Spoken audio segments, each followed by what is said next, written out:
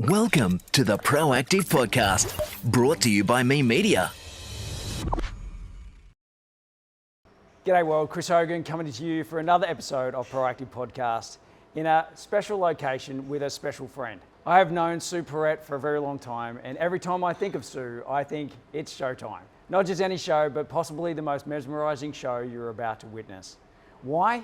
Because from a very young age, Sue has embodied show business, both as a performer and producer of world-class shows.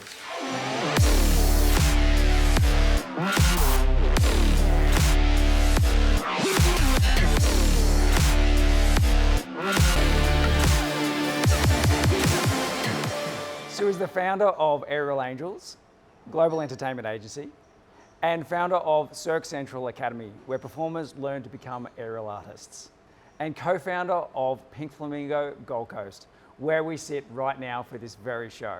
It's no wonder that in 2022, Sue was the winner of the Woman of the Year Awards entertainment category.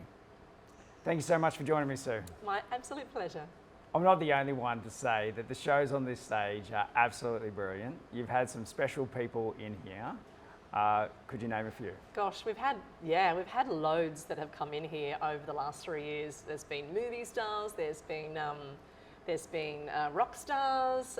We had a famous race car driver the other night, but I think the big one for me, which was absolutely amazing, was Mr. Baz Luhrmann came in, and he came in and he danced all night. He loved the show. He held me and just said, "This is the best thing, Sue." He danced with everyone on the venue, and he was last to leave. We actually had to say, "Time to go, Baz." And he's been back twice since. He loves the place. So Baz Luhrmann, top one. Amazing. Yeah. You've always been a dreamer, haven't you? Yes, I have. Yes. And is this place one of your dreams come true? The Pink Flamingo is definitely a dream come true. Growing up being a performer and then turning into a producer. You know, when you create your own work, there's nothing better to have than your own venue to produce it in. So, absolute dream come true, the Pink Flamingo. You started dreaming 30 plus years ago. I did, yes. And what was that dream? That dream was, as a young girl, fixated on circus, the life of a trapeze artist, the world of circus. And that's all I could think about. That's all I went to bed and just dreamt about, and that's all I ever wanted to be was a trapeze artist. And I made that happen at 15 years old, and the rest is history. Amazing. So you've conquered so many dreams, one at a time, or three at a time when you had your triplets. Triplets, yes. You can't forget the triplets.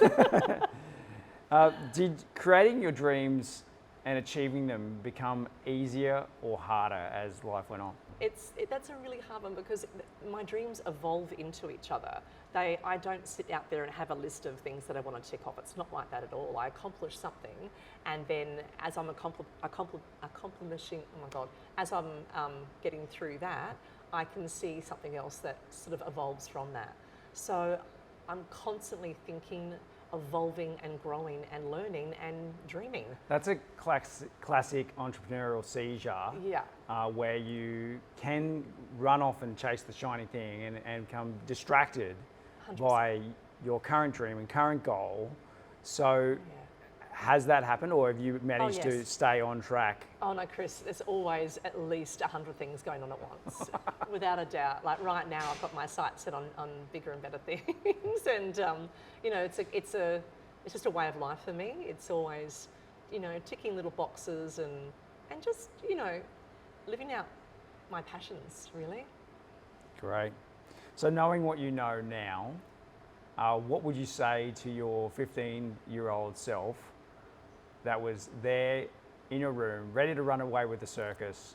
What would be that important message that you would want to deliver? You just took me back to that little girl. That's when I did run away and join the circus at 15, and my triplets are currently 15 years old. So when I look at them now, I think number one is, you know, don't sweat the small stuff. Don't sweat the small stuff. Number two is peer pressure. Don't follow everybody else. Who wants to be like everybody else? Just be you. Living your life amongst the glitz and the glamour of show business, I'm sure there's been times where life's difficult, but literally the show must go on. So I don't want to trigger you, but I'm sure there's been a moment in your life where you've had to, I guess, get up. Yeah. And even when you're not feeling like getting up and delivering that show, Yeah. whether it's in just business or daily life, Yeah. could you tell us a little story? You know me too well, Chris, don't you? You've known me for too long. Yeah, there's been, many failures in my life, but you don't, without failures, obviously, you don't succeed and grow and learn. But there was a very dark time in my life, and that is when, of course, I broke up with my children's dad, and that was pretty difficult for me.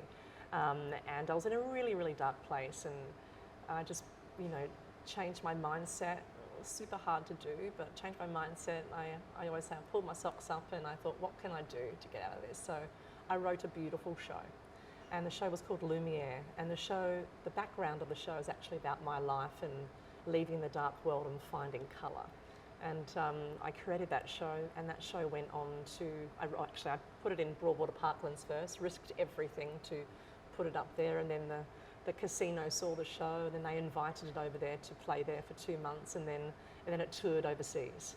And then the rest, then it just everything evolved from there. So it's amazing, dark places can bring out the best in you. Yeah. It gave me goosebumps. It just gave me goosebumps too. I mean, Yeah. I'd forgotten that part, that you'd Yeah. actually written that in your dark times. And looking back at the show, I remember you describing some of the scenes and also like the light that was to come. You didn't know that light was to come, but No. I guess you had to expect it because you're amidst adversity. Yes. And Oh, the you had deepest, yeah. to get your way out of it. And the only Yeah. way, well, the best way you knew how to get out of Yeah. it was to put on a show. Put on a show and count on nobody but yourself, right? In life, count on far out. nobody but yourself. Nothing, yeah. Far Put on a out. show, Chris. Oh my God. This being the Proactive Podcast, Yes. I always ask, where have you been most proactive and how has that benefited you? I think my most proactive is usually early in the mornings, to be honest. I always like to start my day with a beautiful sunrise walk. I'm up at 4, and I absolutely love that. It starts my day, best time of the day. And when I'm on that walk, I think and I create and I do all these, my mind is free and clear, and that's, for me, it's my most proactive, definitely, yeah. Excellent. You've taken your shows all around the world. So I'm sure there's been a time where maybe something didn't go to plan. Can you tell us about a time when Gosh. maybe that happened? There's many. There's many times. There's probably one that stands out, which is a bit of a funny one, but it wasn't funny at the time. It was when myself and my colleague, we were heading into China for some meetings, and we had to go to Hong Kong and then cross over into mainland China, then go to the border, and we filled out our visa documents wrong, but they let us through. And we had our meetings, and it was all wonderful, and doing big shows over there, and which we did, which was amazing. But then on our way back to go through immigration, they saw that it was filled out wrong, and we were actually in China illegally. So we were detained. We were detained at the Chinese border. For how long? Oh, hours and hours and hours, and it was terrifying. And no one spoke English, and we were just these two, little Australian girls, like, oh, we just went over there for a meeting, and In Shenzhen? It was actually at the Macau border. Oh, that way. Yeah, so it was really scary. So we cross borders a lot, right? With Yeah. what we do, and a lot is throughout Asia. So there's always that language barrier. But that was a scary one. I mean, just mainland China's a little bit different than others, So that was a really good one. But there's been many. There's been many, crazy ones. There's when I was a young girl, when I ran away and joined the circus, of course, and I, a big scar on my leg from a monkey bite. I've been bitten by a monkey. What? And, yeah, got a big scar. Where? Would you believe in this place called Fitzroy Crossing, which is in the Kimberley Ranges at the top of Australia. So the monkey was one of the animals in the circus, and I was taking him for a walk, and he just decided to have a chew on my leg. and I have the scar to prove it. So there's been so many. Oh gosh, if I thought about it, I could run along, or let you know a few. But it's it's never different every day. Never a dull moment. Never a dull moment. Every day is so different. Yeah. Yeah. And so, like working with the circus. Yeah. Living with the circus. You're traveling around. Yes. Was it mainly in Australia that you did that? Within the Australian circuses, yes. So I started in Ashton Circus as a 15-year-old, and then I went on to Soul Brothers Circus, and then on to Perry Brothers Circus and Stardust Circus. There's some beautiful old traditional circus names, and it was the most wonderful life. And circus people are so beautiful. It's all about community, and you perform every day, and then after the show you train at night, and everyone eats in the tent at night, and you go back to your caravans. And I did that for many, many, many years. And although it's a very hard life, it's a wonderful life, and it gave me the foundation of everything that I achieve today. I have that wonderful foundation of hard work and community, and circus people do dream a lot too. So I think maybe it's all sort of combined there as well. It's very much a gypsy life. It is a gypsy life. I am a bit of a gypsy, Chris, you know that. And so those people in the circus, I've met them. They've essentially become part of your family. You guys refer to them as family all the time. Yeah, You're a circus family. Absolutely, absolutely. All the children grow up, and out of respect, you're an auntie, so you are never ever called your first name. You're called Auntie Sue. Hence why when you come to our place, it's always Auntie Susie's coming over. Auntie Susie's coming over. Yeah. Fantastic. Special. Yeah. Amazing. Can you describe some of the shows that are currently on here at Pink Flamingo? Yes. And the diversity of those shows, and why so diverse? Sure.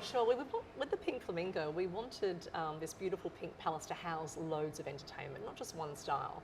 So our signature show is Glitz. The Glitz, which is a 1920s loose sort of theme through the show, but it has all the acrobats and the dancers and beautiful singers and trapeze artists and lots of hilarious comedy. So that's our signature show. It's 90 minutes, super fun for everybody. But then we have our late night show, Friday and Saturday nights, and that's Lust. So that's a female revue, but with very high end in the theme of Crazy Horse in Paris and the Moulin Rouge. Beautiful girls and very liberating and wonderful, and the room is probably full of more women than men. And it's just super gorgeous, and I love that show. It's beautiful. I love them all, but it's just very liberating for a woman to get up there and just be sort of herself, and literally. And then we have one of my favourite shows. One of my favourite show is our male review, which is our show called Ripped. And it's not any cheesy, tacky rip, off come the clothes. It's super fun. It's a full creative production, fully choreographed. There's 8 beautiful gentlemen in the show, and they're all so wonderful. They've been with us for years now. And it's just a great, fun day out. That's on a Saturday. And Broadbeach, if you're walking around in Broadbeach at around 2 p.m. on a Saturday, you see them, the women that leave here. There's feathers, and they're not walking the straightest line, and they have you can't miss them. Look out, blokes. Yeah. Like, I have loved this place from the first moment I walked in. You've been here a few times, Chris. I have. You've been on this dance floor a few times. I have. Pivoting around. Thank you. Shall I do the commentary? So, the first time I came here was for the final dress rehearsal of your first show. What was that called again? Suave. Yes. Oh my God. I've seen that show so many times and loved it every single time. Thank you. And so I think from the first moment I came here, I was like, I want to be on this stage so bad, so bad. I love this joint so much. And so I understand that it is available for hire. It is. And of course, I would love to do an event here. But so many people do. It's a great actual event space, right? It's in that half circle. So many, and birthday parties upstairs, of course, and like corporate events. It's a pretty. Yes, we had your 50th here. I'm not 50. That We had was honestly the best night of my life. best party. No one's ever going to top that. I'm sorry. Best night of my life. How good was that? Oh, far out. Your pink glitter jumpsuit and on Yes. stage and everybody in the place like, hey, join the party. That's yeah. right. We had the party upstairs, and then we came down here, and all that. I didn't know, it was a surprise from the cast members all came out and brought the cake and all that. And then all of a sudden, I'm in the middle of the stage with a microphone. There's all the audience members, and I had to say, "Oh, sorry, thanks for coming to my party." The poor people, but they loved it, didn't they? They did. It was a good night. It was cracker. Cracker. So, yes, you Yes. can hire upstairs, which I know a lot of people do for parties, but you're currently, letting out the stage to people. Yeah, the entire venue can be hired out for like beautiful awards nights. Weddings even have been here. Have they? Oh my gosh, yeah, corporate events all the time, because again, it's just not too large, and it has that beautiful sort of boutique atmosphere, and also everything comes with it. So you don't have to hire tables or chairs or LED screens or microphones or AV. It's all here. It fits about 170 nearly or nearly. That's seated, but Yeah. then you can run to 300 to 400s. Yeah. Yeah, for cocktail. Unreal. Yeah. Unreal. I do love this joint, and I'm hanging to get back on stage. This is my first time actually doing a show on stage. Well, recorded one that's Yay. gone public. Yep. There's been one other that didn't go public. Didn't go public. No. All right, I want to run through some other questions. So Okay. these are some fun ones. What is the most popular performer for hire at Aerial Angels? Oh, that's an easy one, because really we specialise in the aerial. So it's definitely the beautiful aerial artists, the acrobats in the air, male and female. Okay. A little bit biased there, maybe? Maybe. What's the craziest corporate event hire performance Aerial Angels has ever done? Craziest. There's been many. There's been many all around the world. Like I'm talking, the top end of China and just crazy stuff. But we had one here at home. We had it in Sydney, and we all hung off a hot air balloon and performed in the Sydney Olympic Stadium, which was pretty mind-blowing. That's ridiculous. Yeah. And so, this, we probably already know this answer. Yep. Do you have a favourite performance style? I do. I love aerial and acrobatics. Anything that's really highly skill-based, and being a past acrobat, I really relate to the work that goes into those acts. So definitely acrobatics and aerial. And do you have a dream performance that you would love to put on stage? Oh, on a stage? Absolutely. I've got one in my head right now. It's amazing. It's a secret, Chris. It's a secret. Stop it. You have done some pretty amazing acts on stage. What was one of those most amazing acts that you did do in one of the past shows that you've done? Like you had, I've seen acrobats do some really crazy stuff that I know were so mesmerizing and so almost unbelievable. Yeah. You've had magicians. I think you had some motorbikes once. We've had motorbikes fly from one side of a stadium to the other with aerialists hanging off them. We've had, I myself went up on what do you call those things behind a boat? The parasail, that's right. I did an aerial act on one of them back in the day. Off cranes all the time over in Asia, hanging off cranes and holding people, Unreal. Yeah. Unreal. The scarier the better, Chris. I'm a risk taker. If you had to go on stage again, Yes. in your current capability, Oh. what would you do? I would definitely throw some neck spins. Beautiful. So that neck spin performance, Yes. I don't think we revealed that earlier. What was that? What did you win an award for? Oh, break, this was it award- a break a record or? It's sort of like within our industry. I hung by my neck, up a rope, hung by my neck, and I was being spun around by a rope from the bottom. So my body sort of ended up being vertical. And then Horizontal, you mean? Horizontal, vertical. Can we do that again? No, it's all good. Keep going. So my body ended up being flat out, and I was spinning around that way, but then I also spun that way. So I called it like a double neck spin Oh my off of my Lord. rope. So yeah, and it was crazy. And then I Did a lot of other skills where I would hang upside down and hold people off my neck. So I would hang just over 100 kilo off my neck in the air off the cranes, and we'd all perform up there. And yeah, it's just a way of life. Took about 10 years to perfect, but yeah, got there in the end. Persistence. Amazing.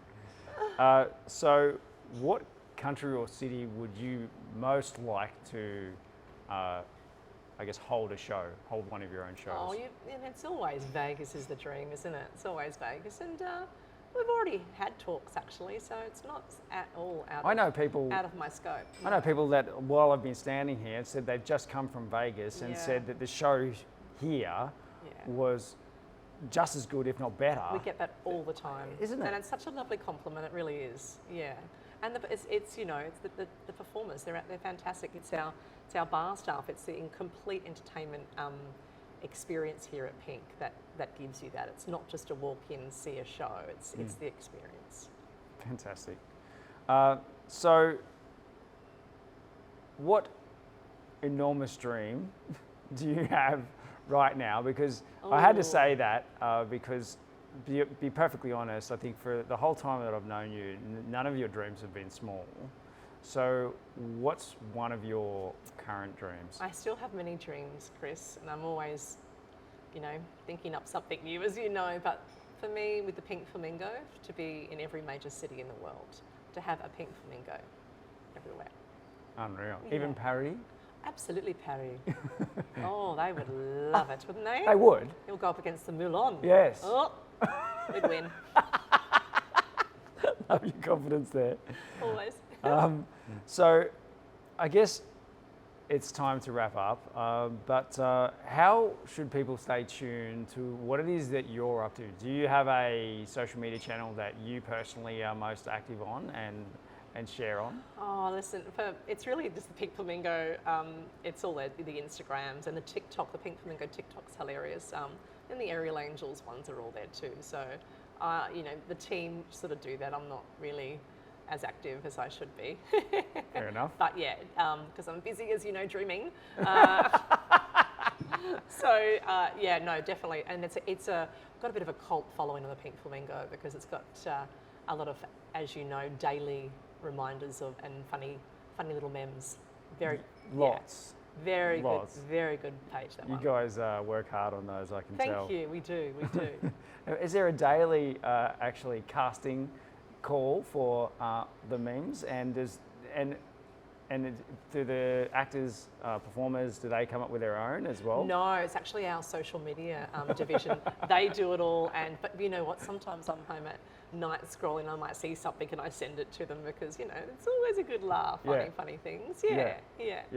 So they just get told what to do and what to perform. Yes. And radio. Right. Crack that whip, off you go. Smile, point your toes. Beautiful.